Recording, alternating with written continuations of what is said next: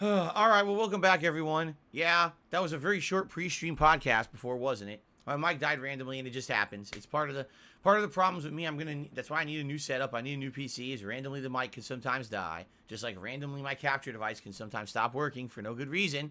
The only way I can fix it is by refreshing everything, you know. All right. So anyway, supposedly, gifted memberships are now in the beta testing phase on YouTube, but no one has any idea how it works. There's no actual public information about it at all, so it very well may not work at all. Okay, I don't know. Or it could be maybe only certain people have been selected to have gifted memberships. I don't know.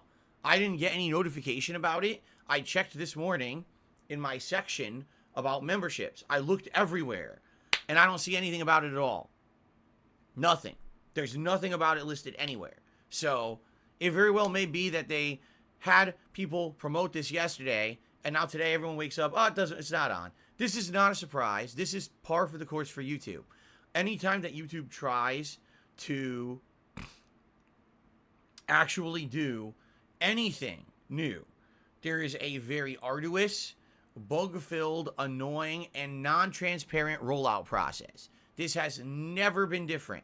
YouTube literally just says, meh, we'll do it whenever, and if it works, oh well, and just tells about all the bugs and issues that don't work at launch. This is 100% expected, okay? So, let's see what happens. Maybe I'll get it, maybe I won't. I don't know if I have it right now. People are saying they don't see it. I looked, I didn't see it, okay? I'm hoping that eventually, I'll get into it.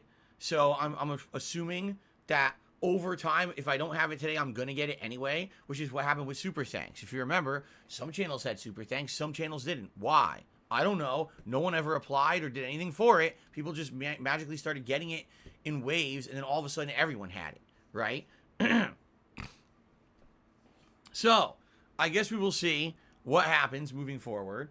Well, keep in mind, YouTube promised all these implemented changes over 6 months ago. And here we are 6 months later. Are they coming? Where are they? Still no transparency anywhere.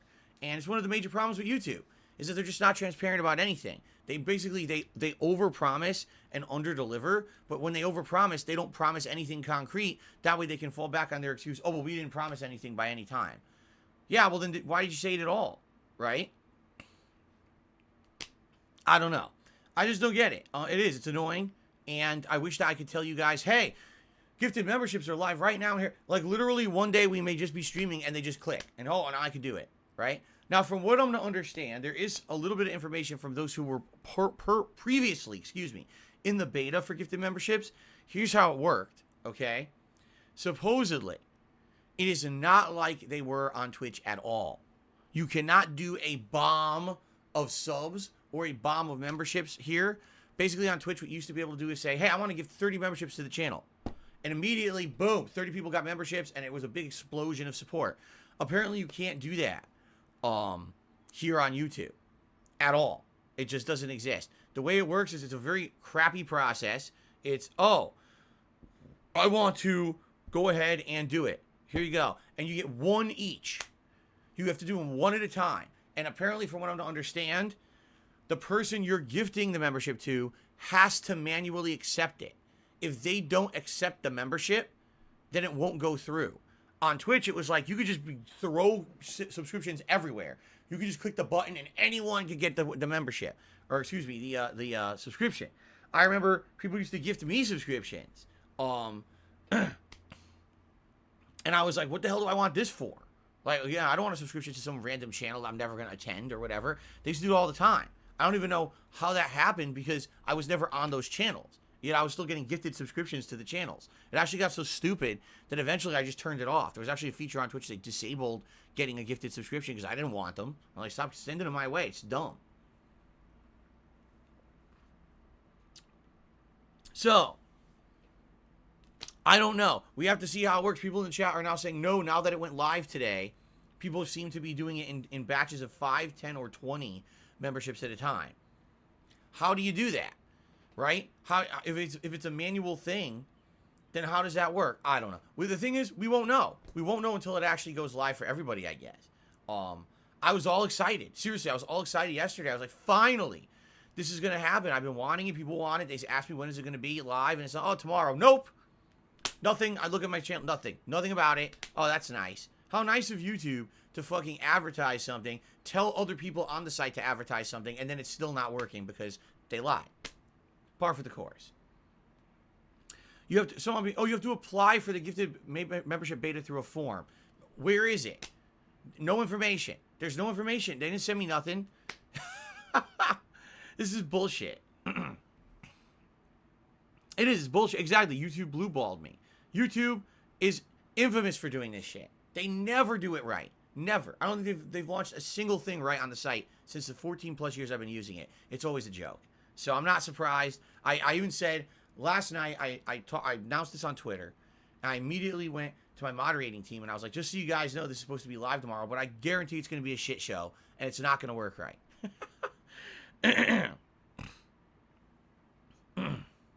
So anyway, it is what it is. Let's see what happens. If someone knows this phantom form that I guess I'm now supposed to know to apply for to see if I can get into the beta, send it my way. I'd love to fill it out and laugh that I still won't get it until everyone else does, because that seems to be par for the course here.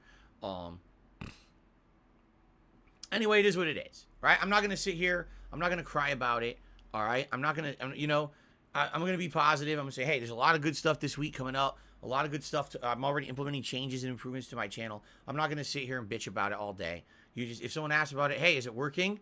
I'll say no, and I'll let you know if it does, or I guess we'll all figure out together when it does. That's exactly what happened with Super Thanks. I've been asking YouTube for months, can I get Super Thanks? Can I get Super Thanks? Then all of a sudden, one random night, someone comes in my chat and says, hey, do you have Super Thanks? I was like, I don't know. They're like, yes, supposedly they went live. Oh, let me look. Oh, yeah, there it is. So that's probably what'll happen. Let's be on a random stream. It'll just be turned on.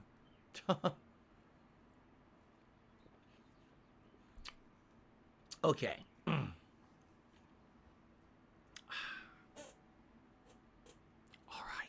All right. So, ladies and gentlemen, we got a lot to talk about on today's PreStream podcast. First of all, welcome back. Yesterday was my day off. Will there be a ginormous Phil's Day Off segment on today's stream? No. I'll probably very briefly gloss over. I don't have much to talk about, okay? What I do want to talk about is the week coming up. This week coming up, we got a lot of great new stuff coming up. Interesting, exciting things. A special event on Saturday. That's what I'm focusing on. The good stuff coming up, man. So, you ready? Let's talk about this week because I'm excited. So today, premiere of a game you guys wanted 2 months ago. A game that I couldn't play because I was inundated with so many insanely lengthy playthroughs at the time. You know, giant, high priority AAA games that I knew were going to take a very long time to get through, that I didn't want to take on another one. And I think I did the right thing. I really feel like if I had rushed to play this game, there wouldn't have been any benefit. Because there's no difference between me playing it 2 months ago or playing it now. Seriously. Like, it's not like there was some crazy narrative story that now has been spoiled all over the internet or anything like that. The game I'm talking about is WWE 2K22. This is a game people wanted to see me play, and have been asking ever since. I didn't play it, so I hope you guys will join the stream, stick around, watch the playthrough, and hopefully support it. You guys have wanted it for so long, and I finally am playing it, okay? Now, what is our strategy and a game plan for WWE 2K22? First of all, I'm not aware if the game has a streamer mode or not. We have to look into that, because this game has all licensed music. All the music of WWE is always licensed, and if you do anything with it on YouTube, your video either gets claimed or blocked instantly. Okay? Obviously, what's the point of playing the game if all my videos get blocked? There's really no point. So, we got to see if we can figure this out and see if there is a streamer mode that will make it safe for at the very least. I don't even care if it gets claimed. All right? I just want to be able to have people to watch the videos. That's all I care about. If I make no ad revenue on it, I make no goddamn ad revenue on it. At this point, it's such a moot point. The ad revenue on YouTube is nearly non-existent. It's not a big deal anymore. Likely, out of all the videos I'll probably make of WWE 2K22, I'm not even kidding, I probably would make like $50 on ad revenue for every video combined. So why do I care if the ad revenue gets turned off, right? Captain Charisma says there is a content maker mode All the streamers are using it. Okay, so I guess that's what we'll have to do. Go into the menus and try to find this content maker mode and enable it. All right. The game plan is we're going to start off with the showcase mode, which is apparently like the story campaign of the game. From what I'm going to understand, it's not very long. Likely we'll get really far into it on today's stream and maybe even beat it, although probably not because, as you know, I'm an interactive streamer. We talk, we chill, I do shout-outs for contributions, and all that will be happening, which is going to hold us up from just doing pure 3 hours of straight gameplay. So likely we'll get pretty far. Excuse me. Likely we'll get pretty far, but we probably won't beat it, the showcase mode today. All right. Now, after I beat the showcase mode, then we are going to be jumping into my career, which is the meat of the game, at least always has been in the previous outings. Apparently, this game does have some other modes as well that we may dabble in, but the my career mode is when you make your own wrestler from the ground up. You get them through the training stages, the indies, essentially, you know, the developmental center, and you get them onto the real shows. They start wrestling for titles against the top wrestlers, etc. That's where the meat and the excitement of the game is, okay? So,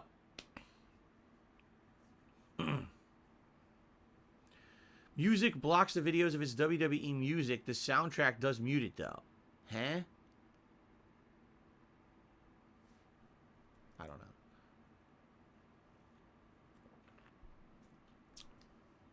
Anyway, so that is my game plan. Now, that is not the only content that I'm going to be putting out with WWE 2K22. In fact, as early as this Saturday, okay, I'm going to be doing a simulation match, my first ever simulation match in WWE 2K22. I'm excited to see how it works. I hope that it does work smoothly with no issues. I don't know. We're going to find out. But yeah, what I'm going to be doing is a 30-man over-the-top rope battle royal during my 1-year anniversary marathon this coming Saturday. So what that means is I need to kind of sit down and have some time to see what created wrestlers are now in the game and download some of the silliest and best ones to be in this battle royal, okay? Maybe I'll do that later tonight if I have some time. The thing is, I really hope they don't have limitations on what you can download. The reason is, in some previous WWE games, they used to do this really dumb thing. Okay? It was so dumb. You could only download like 10 things at a time. And then they say, oh, you have a 24-hour cooldown meter before you can download more content. Why? Exactly. Like, it doesn't even make any sense. You know what I'm saying? It's confusing to me that they would have that. Why don't you want someone to just download as much content as they want, right? Now I'm being told there's no limit this time, which is good, because that means if I'm sitting here and I'm like, oh, here's 20, 30 good wrestlers I want, I can just go boop, boop, boop, boop, boop, done.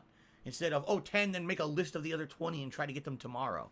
So I really hope that's the case, and I'll be able to do that. Over the next few nights, I'll set that up for our match on Saturday, okay? So not only are we going to get showcase mode followed by my career, but there will be a big sim match starting this Saturday, okay? So that'll be exciting. Now, also, I may check out the other modes, but let's see what happens, because my career mode is usually really lengthy. My career mode takes a long time typically to get through. I'm talking, not even exaggerating, like sometimes 20, 30 hours, which could be a really long playthrough. I don't know if it's going to actually last that long, because honestly, yeah, after you play the My Career Mode a certain amount, it gets repetitive. At least it always has in previous years. Maybe they changed it this year, but the My Career Mode always kind of fizzles out after a while. So let's see. Together we will explore this. Now, from apparently there's other modes. I think there's like a My GM mode or something. Maybe we'll check that out in the future. Obviously, I want to focus on this first content first, and if we want to check out the other stuff later, we can. Now, my intention is that eventually I'll be doing other simulation matches as well. When exactly I will do that, I don't know.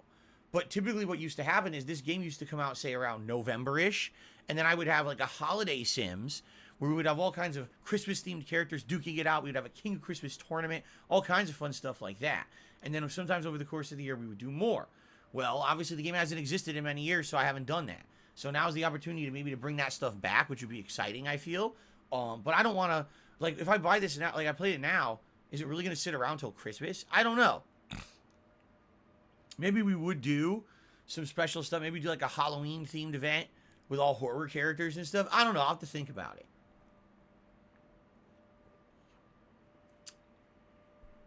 So anyway, this is exciting. You guys have wanted this for months. It finally starts today. Cool. Later tonight, the late stream is Halo Infinite. We started multiplayer of this over the weekend. Sunday night, actually. And the new modes are, they're all right. I'm not in love with any of them. I don't hate them either. But basically, after I played it on Sunday night, I'll be honest, I'm actually craving more. I feel like I didn't get enough of a taste of it. When I get into competitive multiplayer games like that aren't, horrible, I actually want to play more. And I'm like, man, I got kind of the bug back again. And I'm interested in playing more. So that's tonight, 6:45 p.m. Pacific time, Halo Infinite multiplayer fun on the late stream. Okay. Now, tomorrow we're doing something very different. All right. So prepare yourselves. Tomorrow we're going to go back to a game that originally I played during January, which was a very dead month. That month, I played a lot of Game Pass game stuff because there just wasn't a lot going on in the realm of new releases. One of the games I played was called The Forgotten City. It was an interesting puzzle game where you're in an open world environment wandering around an underground city in the past. You had to solve a series of puzzles in order to figure out what was going on with this time loop mechanic, okay? We saw 3 of the 4 endings, but there is a 4th ending that essentially is the true ending of the game that takes a ridiculous amount of work to get. You have to do like every single side quest in the entirety of the game in order to unlock this ending. Hold on while I close the fucking window.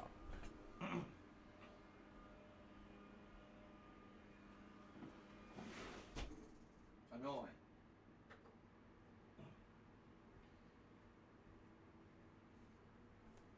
Okay.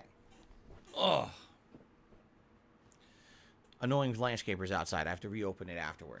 Okay, so the true ending of Forgotten City takes anywhere from 2 to 3 hours because it takes about 2 hours of setup, doing all these mini missions and completing them all in a certain order so that you could basically do every task in one day to unlock access to the end of the game. Then when you get to the end of the game, there's a lot of dialogue and stuff.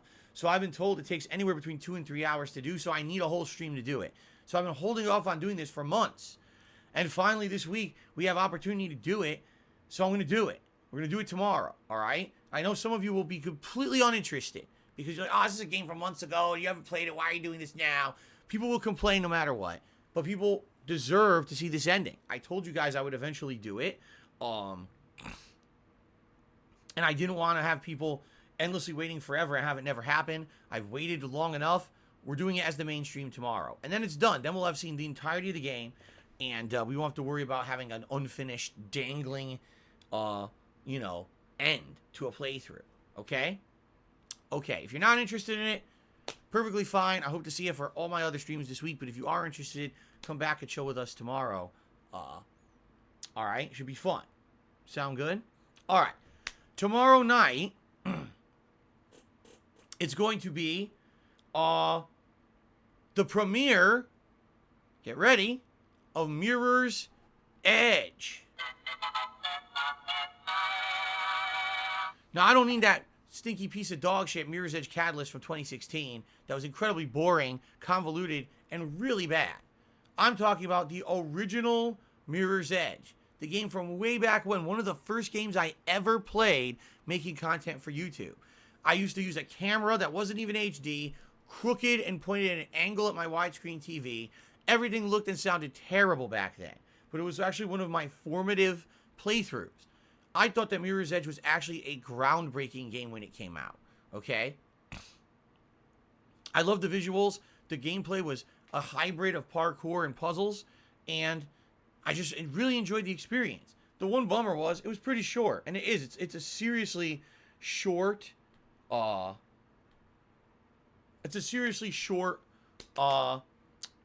game. It's only about 5 to 6 hours long. So I'm excited. Excuse me. I'm excited for this coming up. And I hope you will check it out starting tomorrow night. All right, we're going to do it as night streams. It's probably going to take 3 or 4 streams to get through the game. I've never done it in direct capture. I've never done it live streamed. It's going to be a really good looking playthrough. I'm actually excited to give this game justice because it's a game that really deserved to have a second playthrough. And I just never got around to it. All right. Cool.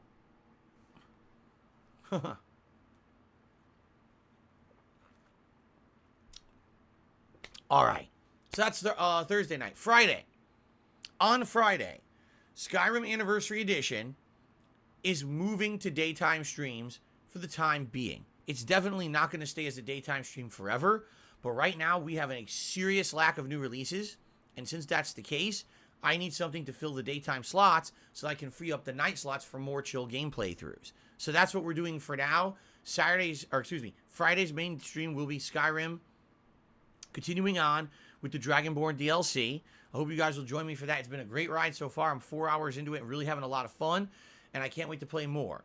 And this is actually exciting for 2 reasons. Number one, actually having Skyrim back in a highlighted segment will allow me to do a lot more in it instead of only doing these 2-hour increments. Everyone says when I play Skyrim, geez, it feels like we just started, the night's over. It happens every single time, okay? So I'm excited to actually have it as a major stream to make more progress. But in addition, I'm doing this Dragonborn DLC that takes you back to the area of the game where Morrowind took place. And I'm having a lot of fun with it. The problem is, it's like 20 hours long if you do all the content. I'm only 4 hours in. It'll take me over a month to beat this DLC if I play it at that rate. So by putting it on daytime streams, I'll be doing at least 6 to 9 hours of progress a week, which is going to allow us to beat it in a relatively more fast pace, which is what I'm interested in. Okay? Okay.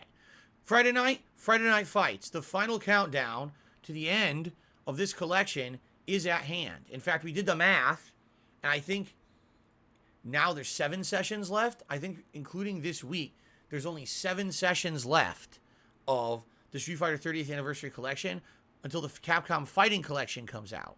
And then we'll be excited because we'll be playing a whole variety of new fighting games, plus, playing the new ones online and everything. It'll be a much better situation, I hope. So Friday night, old school Street Fighter, okay? Now, ladies and gentlemen, Saturday's the big one. Saturday's the day you've all been waiting for, okay? This Saturday, May 14th, is the 1-year Return to YouTube anniversary event. We're going to be doing all kinds of special stuff, including DSP reacts to Down the Rabbit Hole Dark Side Phil. I finally reacted to the video about me, the documentary about my formative years as a content creator on YouTube and all the mistakes that I made along the way. We're going to talk and react to it. I have so much to say because I have so much supplementary information to give you guys about that video. I can finally, fully talk about all the different topics discussed in the video, and I will actually reveal things you had no idea about for the first time ever on Saturday, okay? In addition, there will be Feasting with the King, where we'll be having a meal together. And you might be saying, a meal together? Well, what kind of food are you going to have? That's a good question, because we're going to set up the poll for that right now. That's right. Let's do it. Right now, on the main channel page of DSP Gaming, under the community tab, I'm posting up a public poll, which says the following. Which cuisine should Phil try for this Saturday's Feasting with the King? Good luck. And the options are as follows. Option number 1, Thai food. Option number 2, poke bowls. Option number 3, Vietnamese food. Option number 4, how do you spell this? I'm going to butcher this.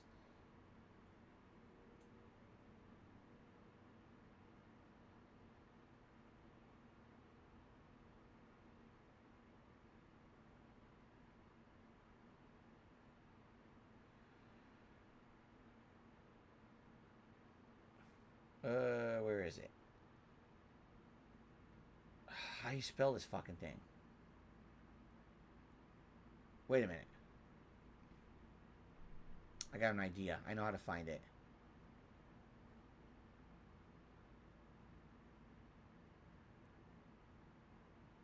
There it is. Wow, I never would have guessed this is how you spelled it. Szechuan Chinese. It's spelled Szechuan. So, the 4 options, they're all Asian. Every option is a type of Asian cuisine. All right? Thai food, poke bowls, Vietnamese food, or Szechuan Chinese. The poll is going live right now. So that poll is going to run from today all the way until Saturday morning.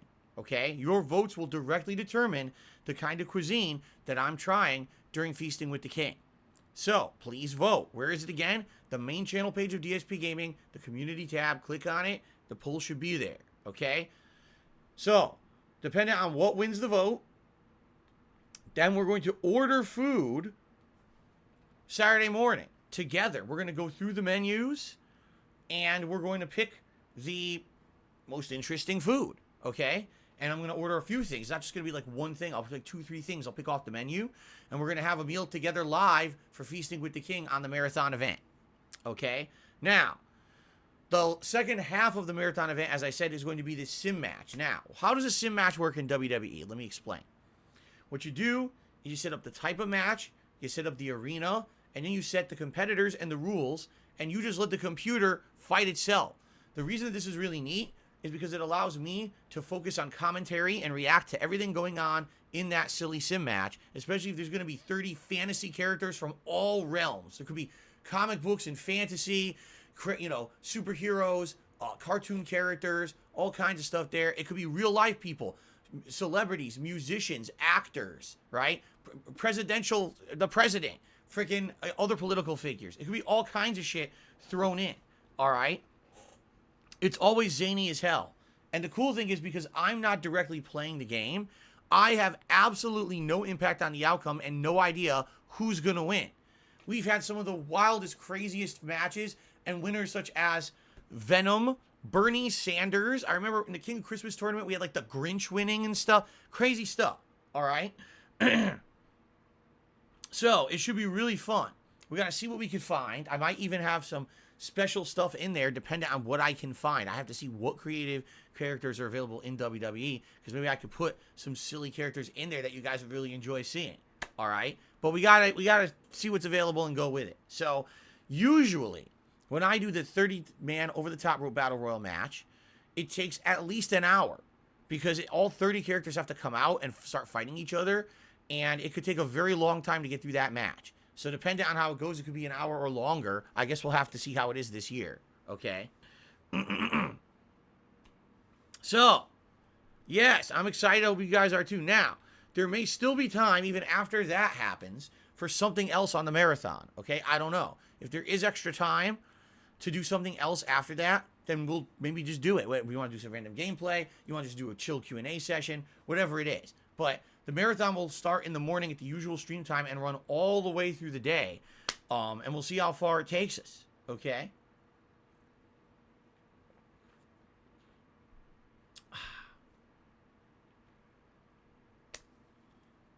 Cool. Okay. So let's see what happens. I'm excited for Saturday for sure. It's going to be a special event that you guys have wanted to see some of this stuff for a very long time. It's kind of like the best of all things. All at once. Okay? All right, now for the rest of the week. Sunday, we're going to do more WWE, and Monday we're going to do more Skyrim. The night streams, well, Sunday we're going to do more Mirror's Edge, and Monday likely more Halo. Okay? So, or vice versa. Maybe we'll do Halo first and then Mirror's Edge. And that's the streaming week, okay? It's going to be a very exciting, very big amount of variety, new game playthroughs, special event, all kinds of stuff. I hope that sounds good to you guys, because I'm actually significantly excited for this special event on Saturday. I think it's going to be one of the better ones that we've done in a very long time. Okay? All right. So, outside of that, the only thing I should mention is, yes, memberships went down again. I wasn't here. If we hit 450 memberships, that locks us into the next React event. If we don't hit 450, we're not doing another React event. So you should probably become a member. I'm not even gonna go into it. I'm seriously not. I'm not gonna talk about it, because today I was like, oh, I'm so excited. Gifted memberships, they're gonna go up. And now they're not on, because YouTube's fucking really sloppy with their launches. It's fucking stupid as shit that it's a limited launch today. So I'm not even going to bother with it. I'm just going to say, well, we got till the end of the month to hit 450. Let's see what happens. Okay? All right. What I would like to do is talk about a significant amount of news stories. Okay? News stories. We have a lot to talk about today. So first of all, we already talked about the fact that I upgraded my setup to now have a better webcam. Hello again. Higher resolution. Okay? And we talked about the gifted membership. So those are two topics that we've already finished. But here's a story that you've probably been hearing some stuff about. But it's officially official as of yesterday. EA Sports has lost the license to use the name FIFA in any of their football/soccer games. Why? Because basically FIFA wanted to charge EA Sports a ridiculous amount of money to keep the license, in the realm of not only millions, but rumored to be even more than that. Okay? So, with the license being so insanely expensive, EA said, screw it, we're not paying that insane amount of licensing fee to have the FIFA name anymore. We're going to continue to make football/soccer games, but we're just not going to call them FIFA anymore. A lot of football clubs have come out already saying we like the games that EA puts out, so we're going to allow them to keep using our teams and branding in the game. So it's not like just because the FIFA name is dropping from the game, it won't have real football teams on it. So you don't have to worry, oh, now I got to play with the generic, the Seattle Salamanders, or, you know, the West Jersey Hooligans or something, you know. No, it's going to be real teams from all over the world are still going to be in it. Real Madrid will really still be the Real Madrid in the game, I guess. See? Now, the other thing that's interesting about this is that FIFA came out with an announcement, and FIFA's alluding to the fact that they might actually make their own game. Wow. FIFA might seek a company to make their own game still called FIFA to compete with EA. So EA will make a football game that's not called FIFA, but there will be a game called FIFA that's not the same as the old FIFA games, but it'll be called FIFA. So if you buy it, you'll think it's FIFA, but it's not FIFA. But technically it is FIFA because it is the name of the rights of FIFA, but it's just not the same people who made the game. Wow. So it's kind of like what's going on right now with Dead Space. Okay, you hear what happens with Dead Space? So Dead Space has been dead for a long time. The studio that made Dead Space was closed. All right. But then all of a sudden, the parent company that owned them before, that closed them said, oh, we feel like it's time to bring back Dead Space. So what we want to do is we want to actually have a Dead Space game that's a reboot of the franchise from the ground up. It'll be at its core kind of the same story, but new game mechanics, a new game with the new elements to it. But then at the very same time, the people who got fired, essentially, who made the original Dead Space, said, well, wait a minute. We want to make our own horror game that's essentially the spiritual successor to Dead Space. So you've got Dead Space being remade by the people who own the rights to Dead Space, but technically it's not really Dead Space because it's made by a different team, while you've got the people who made the original Dead Space making a game that they can't call Dead Space, but it actually is the sequel to Dead Space being made over here. It's like, what the fuck? It's so confusing, but it's exciting. What I would say is, if you're a fan of soccer or football right now, I would actually be genuinely excited. Because you're probably not going to get one, you're going to get two games. And one of them might be good. So as long as one of them is good, who cares how many come out? Competition is always a good thing. Competition means that they're going to work against each other to have better improvements and have the better engine. That's what you want. You don't want one dominant game every year, because when that happens, it gets stagnant. It becomes incremental changes that are terrible and not worth another dollar for you to buy it every year, but you buy it anyway. So this way, there may actually be some competition. So I'm excited for this. And will I actually play a soccer game in the future? I don't know. We'll see. Okay, our next news story. There was a big event yesterday morning. The first actual, big major preview of the upcoming game Gotham Knights, which is currently scheduled to come out in late October. Okay? So, just for clarification purposes, okay? Gotham Knights is not Arkham. Does not have Batman in it, and is not an Arkham game in the Arkham series. However, it is kind of following in that vein. Meaning, you'll have a big open world to explore, you're going to be fighting criminals, and there's going to be puzzles and all kinds of fun stuff. The difference in this one is there's 4 characters, right? You got Nightwing, you got Robin, you got Red Hood, and you got Batgirl.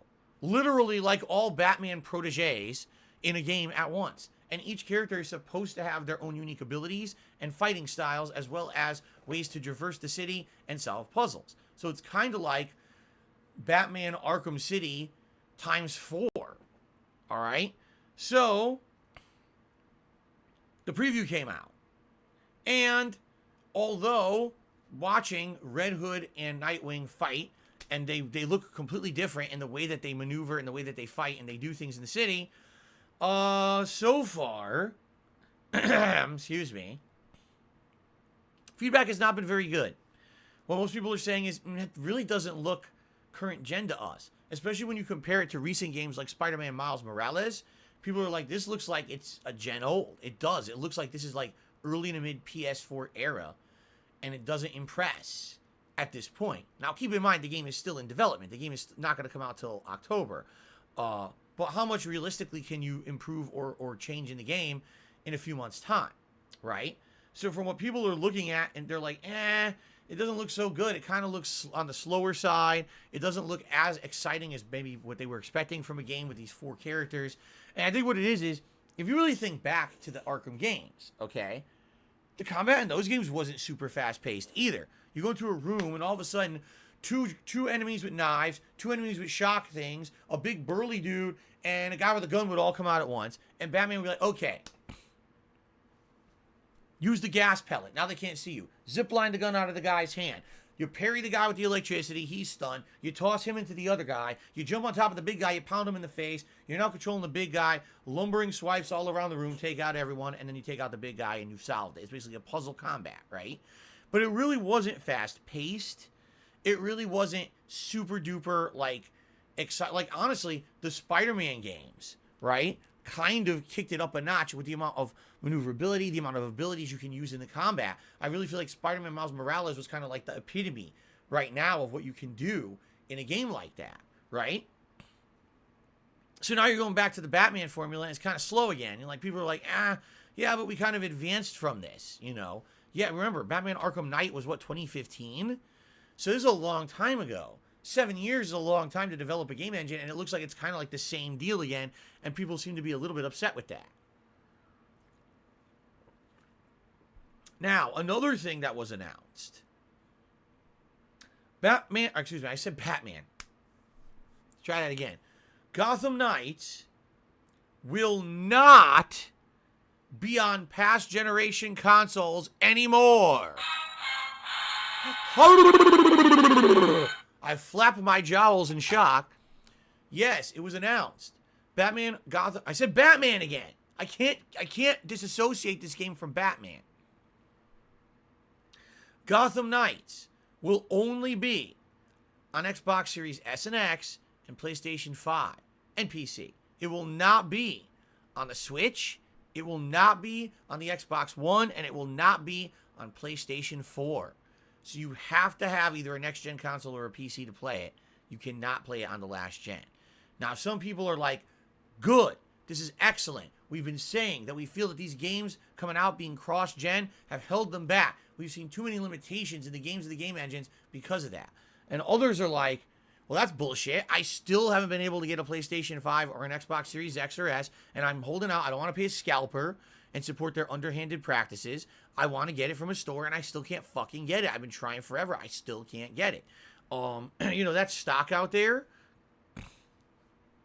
of the systems has not really improved, except for the S. I've actually heard the Xbox Series S is available in some markets, but not the other consoles. They're just not sitting on shelves anywhere. They're gone. So I feel for people who have not been able to get the consoles. That's bullshit. Now you might miss out on a game, even though you've been actively trying to get this console. You can't get it, and now you're going to suffer because of it. Although, I will say this. All right, I definitely will say this. I feel like maybe it's a cop-out. Because it may be more an issue of the quality and I hate to say it, the skill level of the game devs than the game itself. Because here's why. Take a look at Horizon Forbidden West.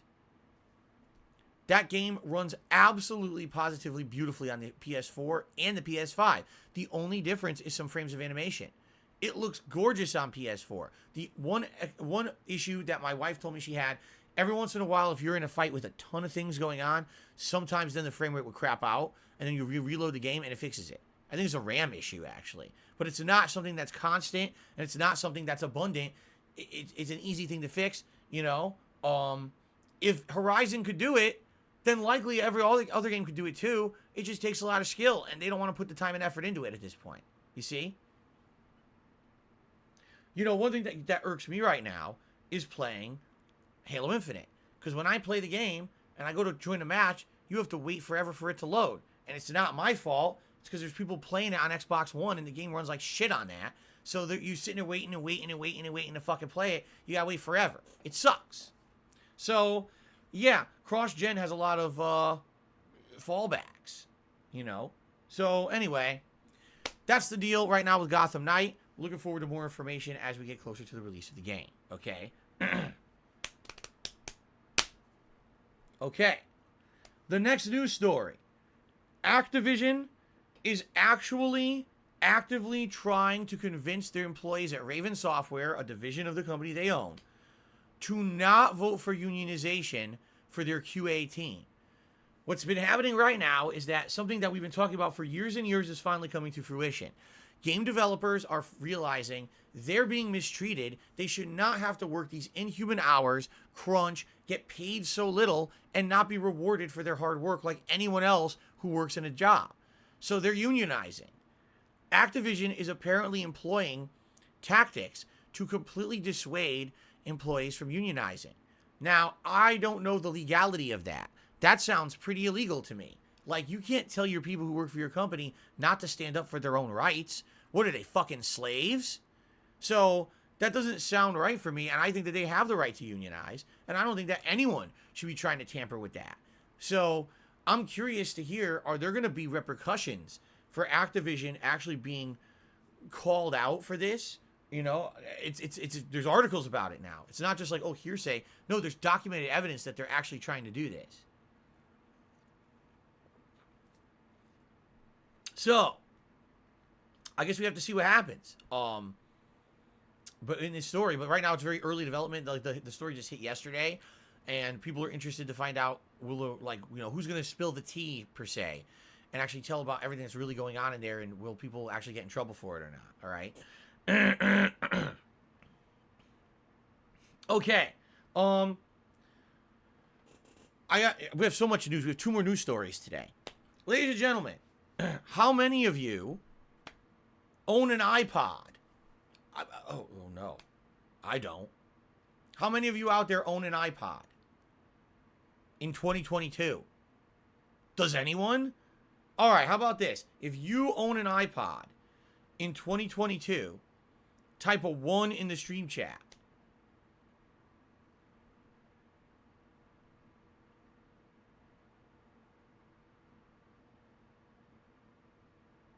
One, 2, 3, 4, 5, 6, 7, 8, 9, 10, 11, 12, 13, 14, 15. You guys are full of shit. You don't own an iPad. You're so full of shit. There's no way. There's no way that many of you own an iPod. I don't believe that at all.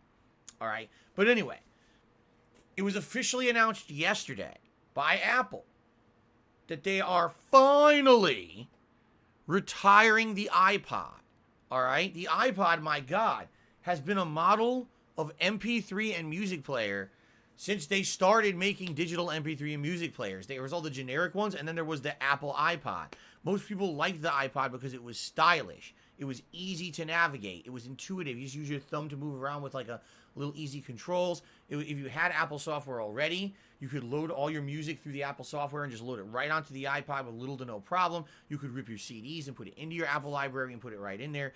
It was pretty usable, pretty easy and fun, and everyone liked the iPod at one time. But over the last decade, how many people have individual music players anymore? Everyone has a phone, and every phone essentially is your music player. You got your whole music library in there, all the apps are in there. You don't need a standalone music player anymore, right?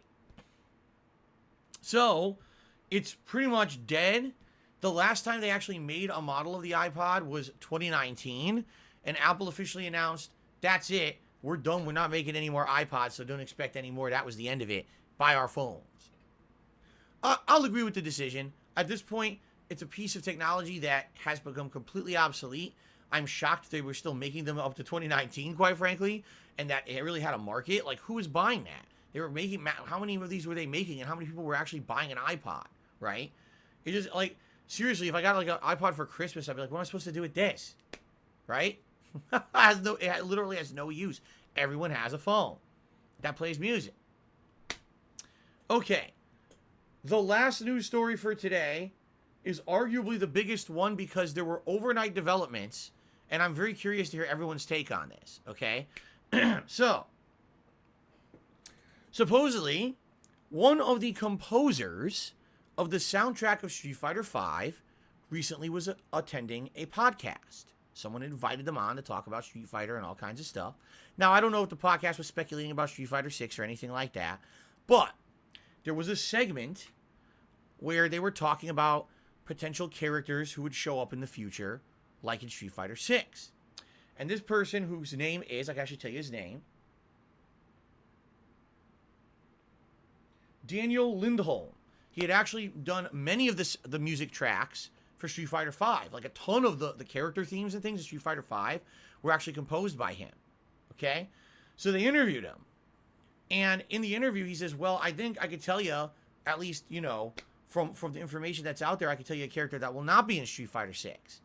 And, you know, the podcast said, oh, who is it? He goes, Fei Long.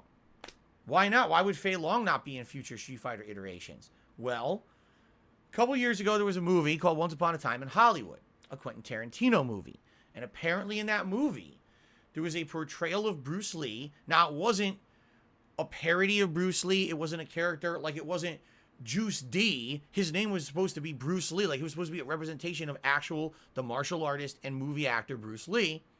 And apparently, from what we understand from rumor and hearsay, I don't know if it was ever outright reported. Maybe it was. Actually, I think I actually did read an article about it now.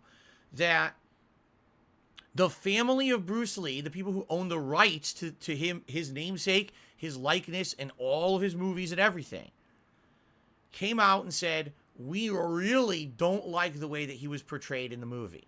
They completely disagree with it. They feel it was completely non-representative of him as a person, and they felt it was actually disrespectful how Bruce Lee was represented in this movie Once Upon a Time in Hollywood. Now, I didn't see it. I never saw the movie, so I don't actually know how he was represented. Does anyone know? Was he represented in a ridiculous, over-the-top way? Or I don't know. Since I didn't see it, I can't comment on it. They portrayed him as an asshole. Oh, yeah. They portrayed him as a narcissistic fool. And Brad Pitt beats the shit out of him.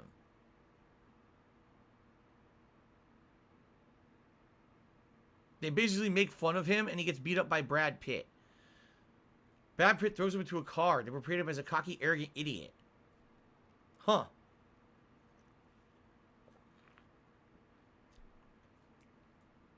They portrayed him as a showmanship and a carny with his martial arts style. And Quentin Tarantino apparently said this was based on some reported facts, that he was like that. The situation of it kind of happened in real life, but it was done in a very exaggerated way.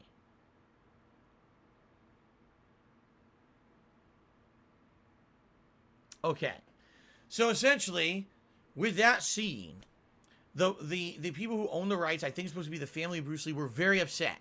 And I guess what's happened since then is they made the public statement that, see, here's the thing, and this is the weird thing about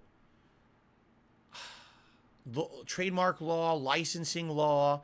It's different dependent on where you are. If there's something that's in the United States, that's different than, say, something that's in Europe. That's different than something that's in Asia. It depends on, I guess, where the license or the product is held. I don't really understand it. but I guess per the law of wherever the Bruce Lee family lives, okay, they have the rights to Bruce Lee and his likeness. So they can say at any time, we've decided you can no longer represent Bruce Lee in any kind of a way than we approve, which would include parody, comedic appearances, anything like that. Like, essentially what the family has said publicly is, we only want Bruce to be represented in an authentic way from now on, because we feel that it was bad faith that he was used in that way in the movie, and it makes him look bad, and it hurts our brand, it hurts our license, and it hurts the memory of the man. Okay? So, supposedly, this is what's going on. So there's this podcast going on with Daniel Lindholm, the composer of Street Fighter V. He made many of the songs for it. And he says, well, Bruce Lee's not going to be in any future Street Fighter games because the family of Bruce Lee came out and is saying they won't want it anymore. Now, Capcom's always been able to have Bruce Lee in their games because that wasn't the case. The family was allowing people to use the likeness of Bruce Lee for various things, and now they're basically saying that's not allowed anymore. Therefore, how on earth would Capcom be able to have Bruce Lee in the future games? They wouldn't be able to. They would have to get direct permission from the family, maybe even pay an exclusive licensing fee to have the likeness of Bruce Lee in their game. Even though he's called Fei Long, everyone knows Fei Long is supposed to be either an homage or a likeness of Bruce Lee. Okay? So, this happened. There was a podcast, the guy says this. Now, you might say, well, that's the news, right? The news is that Bruce Lee is no longer going to be in Street Fighter anymore. Actually, that's not the real story. Because here's what happened overnight. Are you ready for this? Games journalists picked up on the fact that this composer said this on the podcast. They then turned it into a news story claiming that because this guy said this, it's evidence that Fei Long will no longer be in Street Fighter games. This ended up becoming a big news story, and actually these journalists contacted Capcom to say, do you have any statement on this? Capcom was completely blindsided by this and said, we do not speculate or do not comment on any speculation, rumor, or hearsay. We have nothing to say. No comment. Okay? Okay. But what actually happened was Capcom contacted Daniel Lindholm overnight and said, you're fired. They fired him. They said, we don't want you anymore. If you're the kind of guy who's going to say stuff like this on a podcast, well, this is going to give us bad press, and we don't need it, so you're fired. You're no longer going to make music for us anymore. Now, I want you to think about this, okay? Really, I want you to think about this. Did this guy actually say on this podcast, 100% I have confirmation from Capcom that Fei Long will no longer be in a Street Fighter game? No, he did not do that. No, he was literally just appearing on a podcast, okay? And someone asked him, who do you think would be like in Street Fighter 6? And his answer was, well, I know who won't be. Fei Long. Did you follow the news story that the family of Bruce Lee doesn't want him represented anymore? So there's no way Fei Long could be. It was pure speculation on his part. It wasn't corroborated by Capcom. There was absolutely no discussion between him and Capcom about it. This was his own guess. He was just answering honestly on a guess. And somehow, reporters now thought this was fact and reported it as a misrepresentation of what he said. The news article was not, composer for Street Fighter is speculating that Fei Long will no longer be in Street Fighter. It was something like, Fei Long won't be in Street Fighter 6 anymore, says composer. That's not even the case. That's actually not even what happened. He was just basically just saying, hey, if you use logic and you follow the news, Fei Long will not be in Street Fighter anymore. That's it, right? That would literally be like me today on this podcast saying, I know based on news that probably, I don't know, Johnny Cage will no longer be in Mortal Kombat. And then I was contacted by NetherRealm and they said, just so you know, you caused us a lot of bad press, so you can never have any relation with us ever. You'll never get a sponsorship from us. We don't even want you playing our games. Like, huh? But all I was doing was speaking speculation based on fact. How is this something wrong? This guy was not speaking from a position of authority. He never misrepresented himself on the podcast. He never said, I am an insider at Capcom, and I have exclusive knowledge that you don't. And I'm here to tell you that Fei Long is done. He's never going to be in the games ever again. He didn't do that. If you actually watch the podcast, literally there's context. He says, yeah, I'm a composer. I don't know anything else than anyone else, but my guess is that Fei Long won't be in it because of this situation with Bruce Lee's family. Now he's fired? What is that shit? I don't understand this, what just happened. I really just don't understand it at all, right? This is completely wrong. Vinyl Solution says, oh, he worked for Capcom and the franchise, he violated a non-disclosure. He didn't disclose anything. He didn't disclose that. He did not say, I'm working on the game and I was told at my time there that Fei Long will not be in the game. He said, here's the factual basis. Knowing all this outside information, we can assume he won't be in it. It was a supposition. It wasn't a fact. He never definitively stated anything, and he never based it on inside information. Bullshit. He didn't violate an NDA. It's complete bullshit.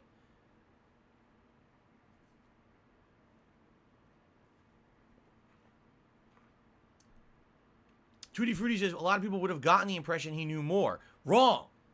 The reason people got the impression he knew more is because the reporters misreported it. They presented the article as if this was someone who had insider information, not presenting the proper frame of context for the situation. Because they did not explain that this was on a podcast, it was a what-if scenario, he had no insider info, as he literally says on the podcast, he got bad consequences because of it. Okay?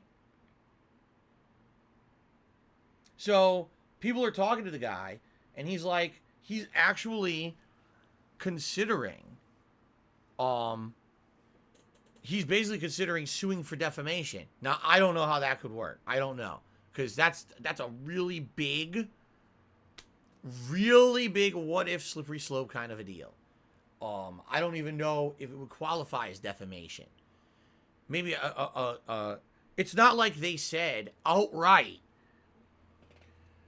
person who says he's a confirmed Capcom employee and has insider info said Fei Long's not in the game anymore. You know what I'm saying? This is kind of a situation where it's kind of like, who's in the wrong? Was it the composer for saying what he said? Was it the journalists for reporting what they reported? Or is it Capcom themselves for firing someone for saying something and never saying they had insider info and really not violating any agreement, but they decide to fire him anyway because they feel like it caused too much trouble, right? Right? Like, who's in the wrong? I don't know. This is kind of everyone pointing at each other. Right? And, so, I mean, some people in the stream chat right now are saying, well, if you plan on working on a game in the future, right? Like, if this guy was planning on making music for Street Fighter 6, then he shouldn't be speculating about Street Fighter 6. He should know better, and he should just be, sitting on the sidelines and, just to not ruffle any feathers. Maybe, I guess. I don't know. I don't know, man. Why should the guy not have the same freedoms as everyone else? He did not reveal insider info. So I really don't have a definitive answer on this. Like, I saw some of the articles, and yes, they're kind of misleading, but I don't feel they're defamation from what I've seen. I don't feel they're outright, they didn't outright lie. They just it's kind of like a fucking clickbait title on a stupid YouTube video. You know what I'm saying? Like, the title says one thing, you click on the video, it kind of isn't, but not really, and it was definitely clickbait. That's kind of how I feel about the articles. I don't think that there's grounds for defamation from what I've seen. But I do feel like he shouldn't lose his job over it, especially if he did good work. Now, I don't know. I barely play Street Fighter 5. I can't tell you if I like the guy's music or not. But apparently a lot of people do. People are like up in arms about this. There's people all over social media going crazy. Like, why the fuck would he lose his job? This is so stupid, right? So, I don't know. I don't know.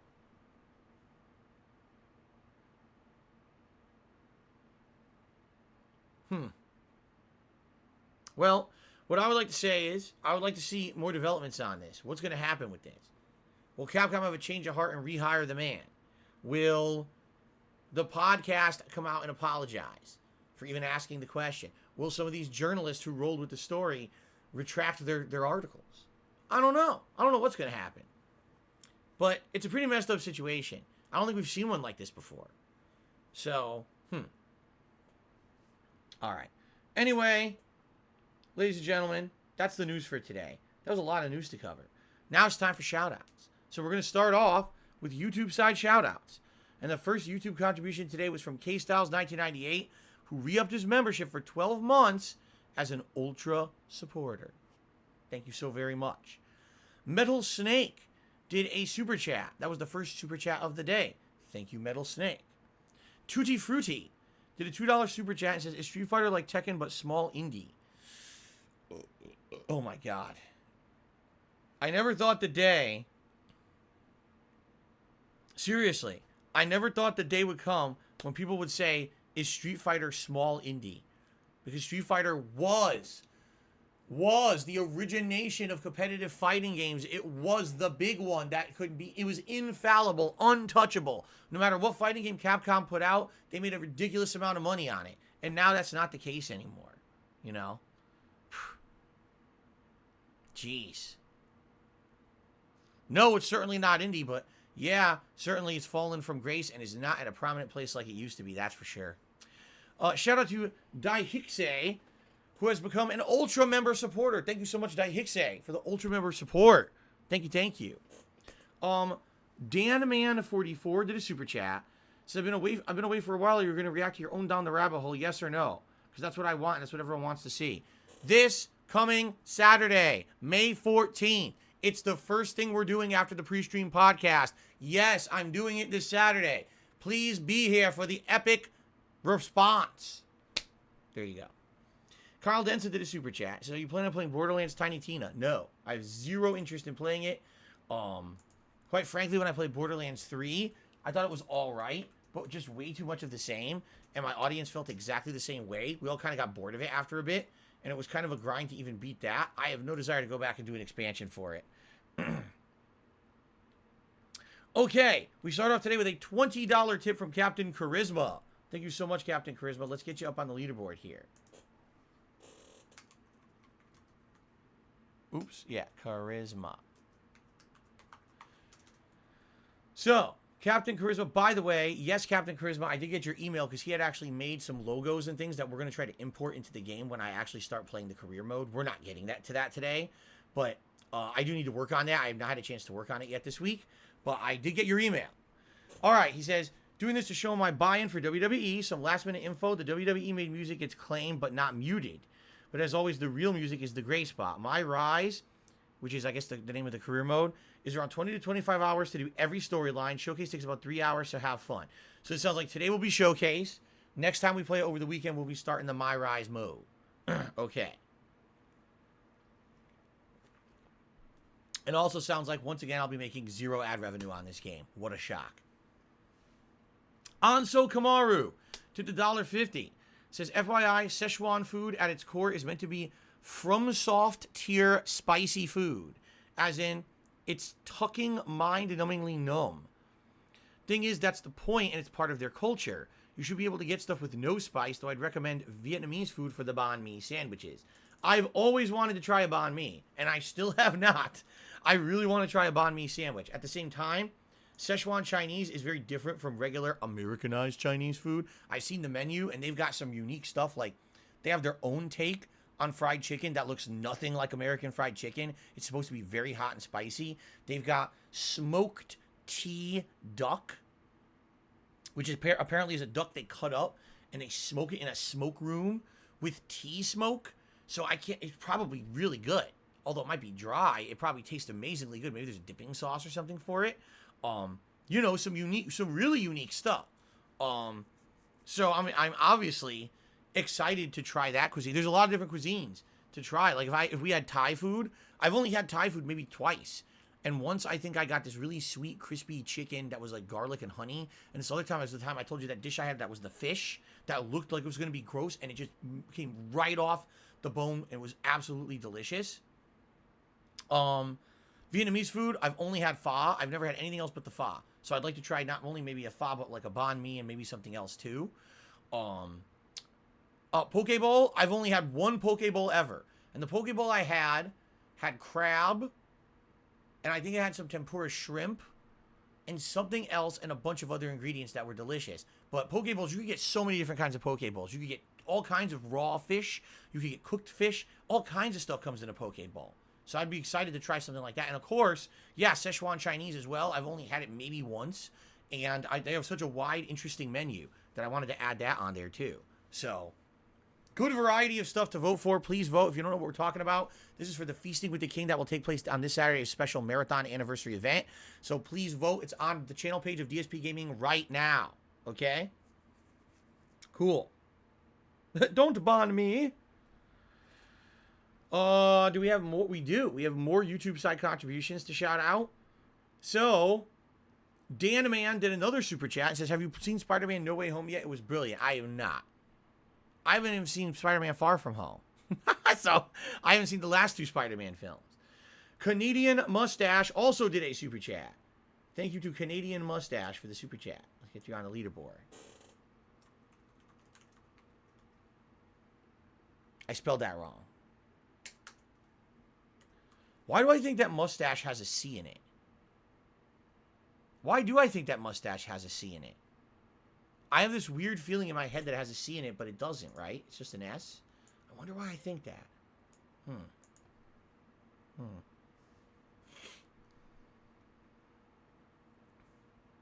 Derek says he's had Vietnamese banh mi sandwiches, and they are delicious. Mustache does have a C in it. I spelled it right. But this guy spells it with an S. Okay. That's why. Really? Apparently the Dead Space remake will be revealed tomorrow. I did not know that. Sometime tomorrow we're going to get a big expose on the Dead Space remake. Sounds interesting. Derek says, can we look at the roster for WWE 2K22? We will, but not first. Let's do the showcase mode, and maybe before we do the My Career mode, we'll do that.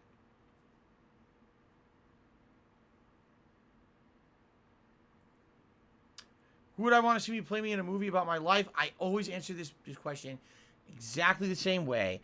We've got to go with someone that literally looks like my body double. All right? There's no one else who could play me besides Danny DeVito. So, Dan Man did another super chat. He says, WWE Fantasy mod stream soon. Those are entertaining. Oh, yes, that's all. Dude, Dan Man, you should have come to this stream earlier. We're doing that on Saturday, too. We're doing a 30-man over-the-top rope fantasy battle royal this Saturday during the marathon event. We're doing the Down the Rabbit Hole react. We're doing the fantasy match, and we're doing Feasting with the King. There you go.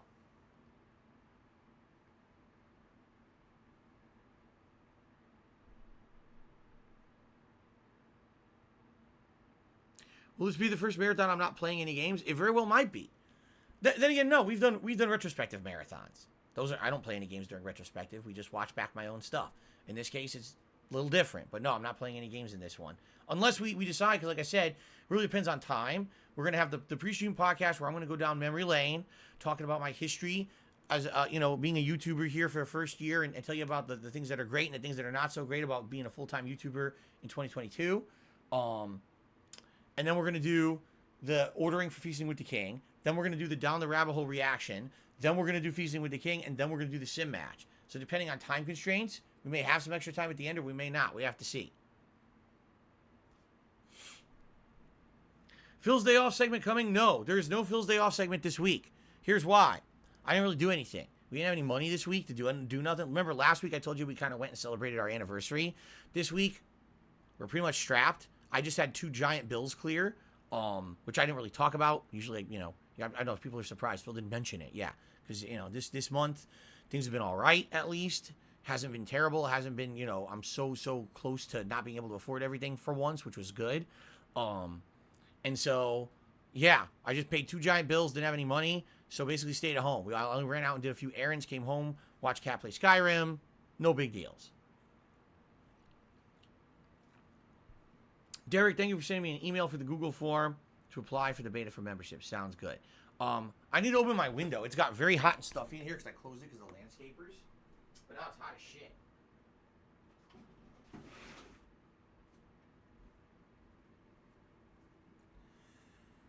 Whew. Okay. So, there is no Phil's Day Off segment because there's nothing to talk about. I literally did a bunch of errands and things yesterday, and nothing to speak of this week. Maybe next week we'll have a better day off and I'll have more to talk about, but this week it was kind of dead. Not much to discuss. Well, MK3 Kratos, what I'm being told is that there's a streamer mode. If you turn that on, it cuts out all the clips, and therefore I won't have issues with the videos getting blocked or anything. Prisoner did a super chat saying I look like John Belushi. So there you go. I look like if I look like a Belushi, is that a good thing or a bad thing? I don't think it's anything. I don't think that the guys are, you know, ugly. I think they're funny. Jarl Vargoth just took me $29. Thank you so much. He says, Phil, I've enjoyed your discussion today. I hope you have a great day. Thank you to Jarl Vargoth for the biggest tip of the day so far. And that's going to jump us up to our Tier 1 tips reward, the Gunner Glasses. Thank you. Thank you, Jarl. Or is it Jarl? It's Jarl, right? No, it's Jarl Vargoth. Jarl Vargoth. That's how you pronounce it. Jarl. The Jarl. Yes, Derek, I purposely wore my Stone Cold Steve Austin shirt for the premiere of WWE today. It only makes sense to be wearing a wrestling shirt when we're actually playing a wrestling game now. Okay.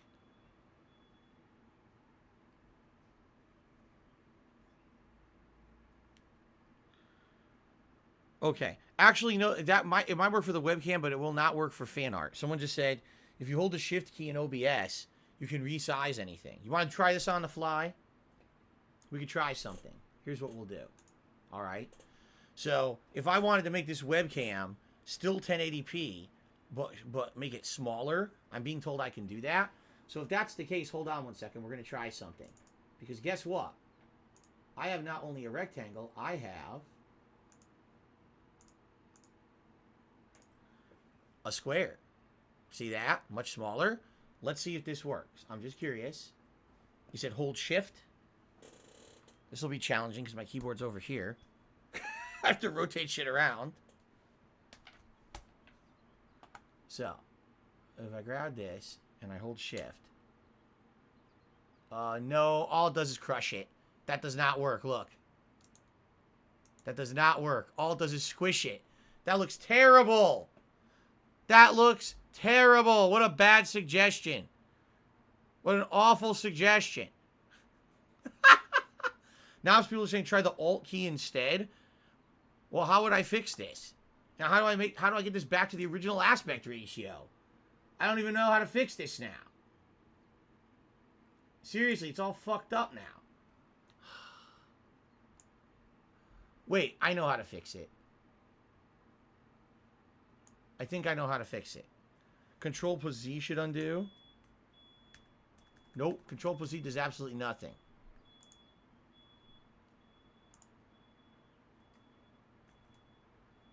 Hopefully it undid it. I hope it did. I hope that it's the correct aspect ratio now. Okay.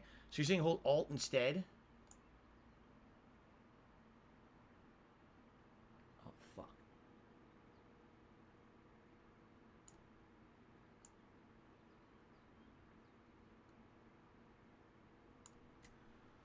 How does that look?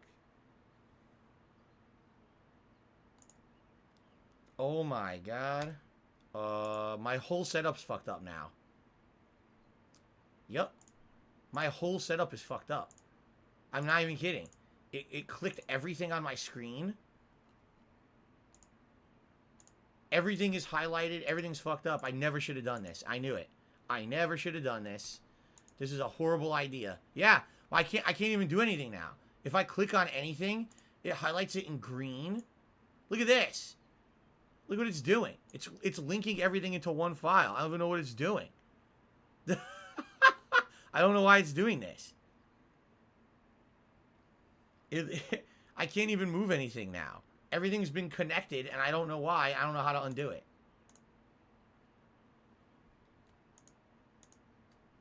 This is fucked. Now my whole setup's fucked up.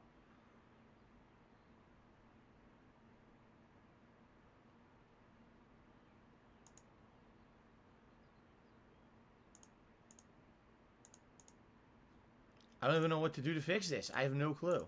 If I click on anything, it selects it and links it together. I don't know what... I'm fucked. I can't even use OBS right now. Wow, this was a good idea, huh?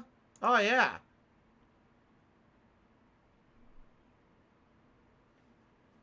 Great idea. And I can't seem to undo it. Now, whenever I click on anything, it selects everything and makes it green highlighted, as if I'm trying to select everything and make it one, which I'm not. I don't even know what's going on right now. And Control-Z does absolutely nothing. Yeah, this is fucking terrible. I don't know what to do.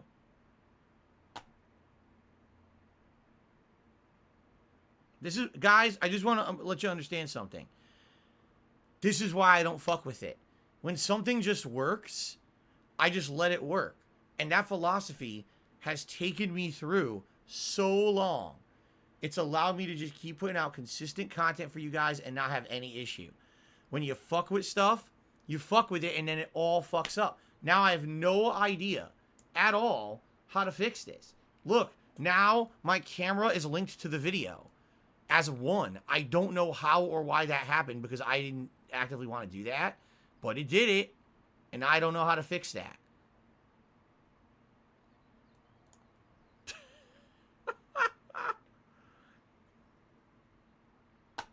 I can't do anything. I'm fucked right now. It's doing it in other things too. I just went to this and I clicked and it's doing it here too. What the fuck is going on? Why is it doing this? And I can't get it to stop doing it.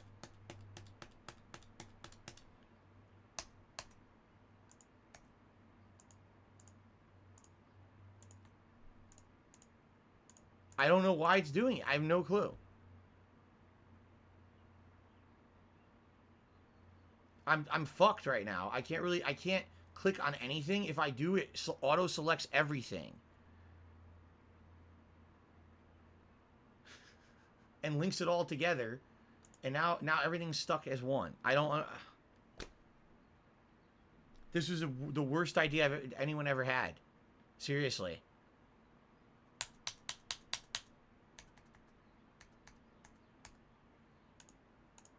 Okay, if I click Alt, I think it fixes it. Okay, hold on. Okay, if I hit Alt and I start clicking, that's when it selects the shit. Oh my god. It's the Alt button. The Alt button goes into some alternate mode where you start selecting like random shit. This is so weird. So if I click on Webcam,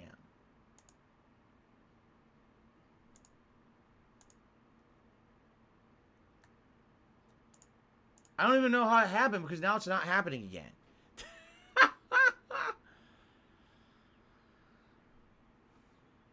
Hold on.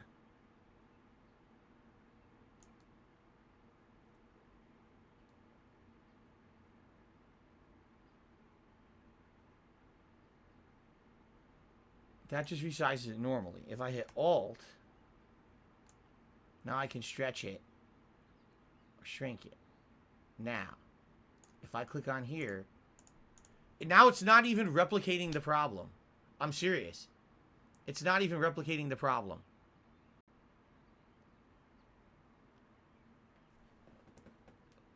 I have no fucking clue. Well, if it happens again, if I just keep pressing Alt, apparently it will undo it. Because what was happening was it was trying to... Like, this happens in, like, Photoshop, too. Let's say you want to group a bunch of items together as one. You click on a bunch of items and keep clicking the button. It'll make them all one item. You can drag them all around together. It did that. I was like, what the fuck? Why is it doing that? Obviously, I didn't want that to happen. Okay, so now that we got this going, now we can move this over more. And we can move the webcam over more, like that. So you guys like the square better than the rectangle? Oh, I can't nudge it now? Apparently, I'm not able to nudge it. I used to be able to nudge the webcam, and now they're not letting me nudge it anymore. That sucks. Huh.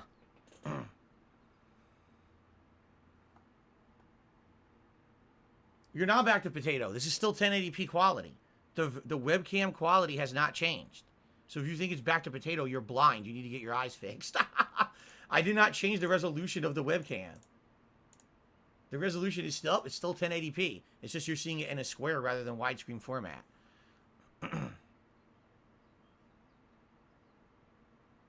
Yes, it is 1080p. The problem is that the webcam is old and small lens and crappy.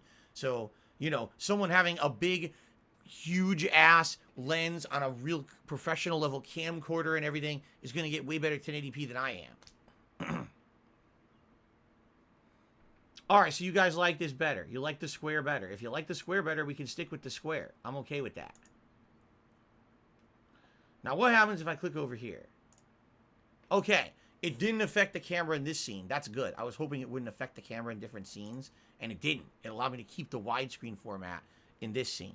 All right, good. All right, well, guys, thank you for a great pre-stream. It was a long one, but we did a lot of stuff, right?